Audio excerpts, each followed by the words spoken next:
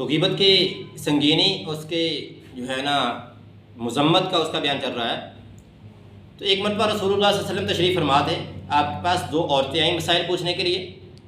اب وہ آئی ہیں تو آپ علیہ السلام نے فرمایا کہ تم دونوں گوشت کھا کے آئی ہو؟ وہ کہنے لگی کہ نہیں، ہم نے تو کتنے دن ہوگا گوشت کھایا ہی نہیں، ہمیں تو ملا ہی نہیں کھانے کے لیے۔ آپ علیہ السلام نے فرمایا نہیں تم گوشت کھا کے آئی ہو۔ اب کیا ہوا؟ وہ مانی نہیں اور آپ علیہ السلام کہہ رہے تم گوشت کھا کے آئی ہو۔ آپ نے فرمایا وہاں جا کے الٹی کر کے آؤ، کیا کر کے آؤ۔ اب وہ گئیں، جب انہوں نے کیا کی تو ان کے منہ سے کیا کے اندر خون کے لوتھڑے آئے اور گوشت کے چھوٹے چھوٹے ٹکڑے باہر آئے۔ اب کیا ہوا؟ اب وہ دیکھ کے حیران ہے، ہم نے یہ تو کھایا ہی نہیں تھا، اب یہ گوشت کے ٹکڑے کیسے آ گئے؟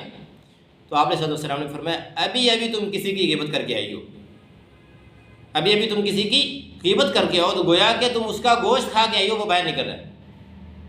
اور اسی طریقے سے آپ علیہ السلام ایک مرتبہ معراج میں تشریف لے گئے تو وہاں پہ آپ علیہ السلام نے کچھ لوگوں کو دیکھا کہ ان کے ناخن جو ہیں وہ تانبے کے ہیں، تانبے کے ناخن ہیں، اور اس سے کیا کر رہے ہیں؟ اپنے چہروں کو چھیر رہے ہیں، اپنے جسموں کو کیا کر رہے ہیں؟ چھیر رہے ہیں۔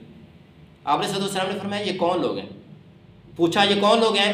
تو جبرائیل علیہ السلام نے فرمایا کہ یہ آپ کی امت کے وہ لوگ ہیں جو ایک دوسرے کی غیبتیں کرتے ہیں، جو چغلیاں کھاتے ہیں، یہ وہ لوگ ہیں گویا کہ اپنے جسم کو یہ چھیر رہے ہیں۔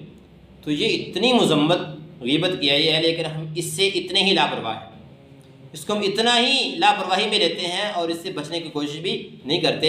اللہ تعالیٰ سے دعا ہے اللہ تعالیٰ ہمیں اس برائی سے بچنے کی توفیق بھی عطا فرمائے۔ اور اگر ہمارے سامنے کوئی آدمی غیبت کر رہا ہے تو ہم کیا کہیں؟ بھائی ہمارے سامنے غیبت نہ کرو، اس لیے کہ جس قدر غیبت کرنے والے کو گناہ ملتا ہے سننے والے کو بھی گناہ ملتا ہے۔